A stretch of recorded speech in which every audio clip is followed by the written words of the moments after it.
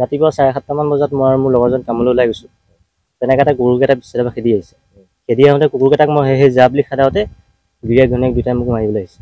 তাৰপিছত চাৰ্টত ধৰি বিৰাজ বৰা চাৰ্টত ধৰি তাৰপিছত টানি লৈ গৈছে ভিতৰলৈ টানি নি তাৰপিছত ধৰি আছে দুটাই গিৰিয়েক ঘৈণীয়েক। তাৰপিছত ধৰি থাকোঁতে কুকুৰকেইটাই সেইফালে পিছফালৰ পৰা কামুৰি আছে আৰু এৰ বুলি কওঁতে এৰি দিয়া নাই দুজন। আৰু লাষ্টত হয় আৰু ঘৈণীয়েকে আহি পেলাই মোক মাৰিছে পিছত জেওৰা উঠাই।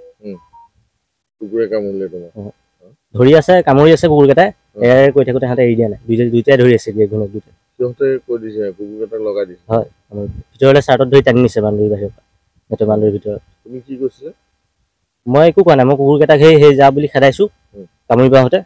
তেতিয়া সিহঁতে তোৰ সৰু পোৱালি কি কথা এনেকৈ দম দি চাৰ্টত ধৰি টানি লৈ গৈছে। তুমি তেওঁৰ লগতে আছিলা? হয়, তেওঁৰ লগত থাকোঁতে কুকুৰে খেদি আহিছে। খেদি আহোঁতে যা বুলি তেওঁ কৈছিলে।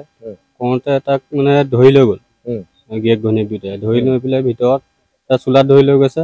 তাৰপিছত কুকুৰকেইটা এৰি দিব দিয়া নাই, তাক ধৰি আছে। কুকুৰকেইটাই কামুৰি আছে।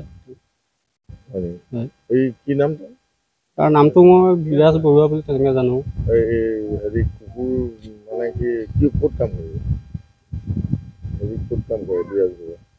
ক'ত কাম কৰে মই নাজানো, পুলিচত নে ক'ত কৰে। হয়, অসম পুলিচত চাকৰি কৰোঁ বুলি কয়।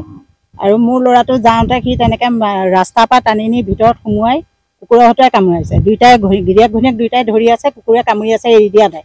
আজি মোৰ পোৱালিটো যদি কিবা হয় সিহঁতেতো ৰিস্ক নলয়। মই এতিয়া এই এমূৰীয়া জেগাত ৰাস্তা ঘাট নাই, এনেকুৱা জেগাত মই আছোঁ।